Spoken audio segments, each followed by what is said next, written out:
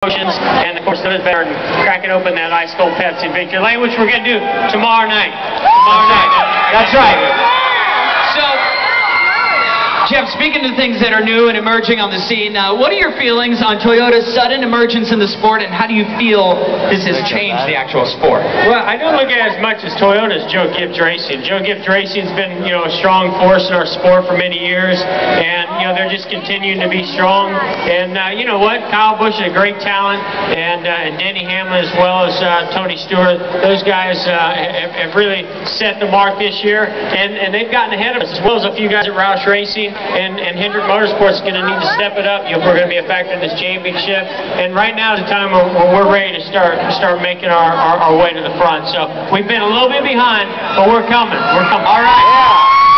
Now, we know that when the drivers, including yourself, go to different cities, there are a lot of charity events that are involved. So the next question is, do you wish you could do more races like Prelude to a Dream, which you competed earlier in this year, and compete with your fellow NASCAR drivers purely for fun and charity? You think that more of those events would be helpful? Oh, well, I mean, I wish I had more time to do more charity events and volunteering and all those things.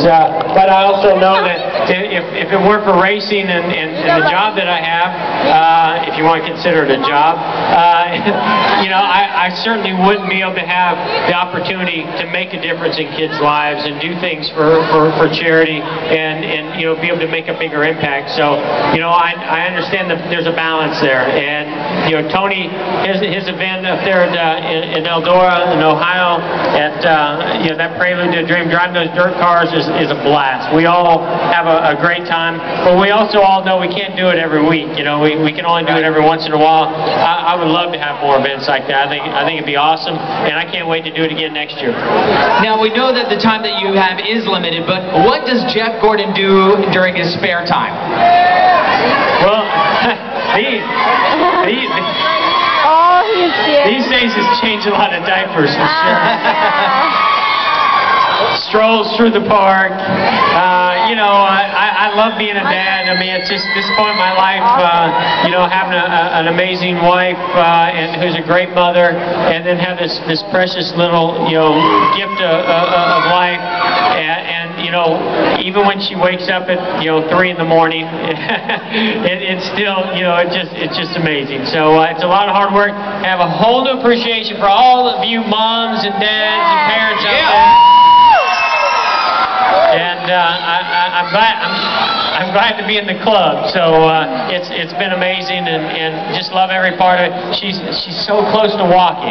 She's so close. That's awesome. And then I hear all the parents growing up there. Oh, it's like, because as soon as she starts walking, she's gonna be running right after that. So. And then she might be racing. I don't know about that. I don't know about that. Well, speaking of your family, as far as racing is concerned, do you think that this is the best team that Hendrick Motorsports has ever had?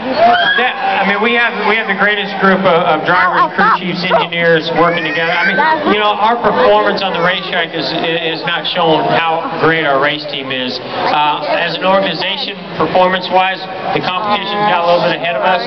But when you look at having Dale Jr. come on board has been awesome. We've got. Stop! I'm not playing. I tell you what, I give him a lot of credit, to come in and be as appreciative and humble as he is. I mean, he's the most popular guy out there, and he could very easily miss meetings and do all those things, but he's not. He wants to be involved, and he's shown me he's got a lot of talent as well. And then, of course, we got, back-to-back champion with Jimmy Johnson, who's a tremendous driver. I hate that Casey Mears, is moving on because he's a great friend of mine and he's an awesome race car driver as well. But the four of us have worked together so well over the last couple of years or this year, and then having Junior come on board, this has been a great year. And it's good to see him do well. And next year we got Mark Martin's going to be our teammate, so that's going to be awesome. Yeah, I look forward to that. So. Those are some pretty seasoned names that we're talking about as far as coming into the racing family that you're already a part of. But with all the talented youth coming up through the ranks and starting to make some names for themselves in the sport, who do you think the next young talent will be to kind of come in and take over the sport? It's a good question. I mean, there's a lot of great young drivers. Of course, you hear a lot about Joey Logano, and he's at Gibbs Race, so he's with a great team. I got to give credit to Brad Keselowski, who's Junior's driver, and very well could be making his way up the ranks very soon as well. But you know what? It is interesting that this is going to be the first time next year that we've got a lot of all veteran drivers. We've almost always had some young up-and-coming driver, and so I hope that that experience is what's going to be key and pay off for us. But I think it's also you always got to have the door open for a young new guy coming along. Sure. Mark Martin's going to be there for a short period of time. I'm not going to be racing forever, and it's all about continuing to win.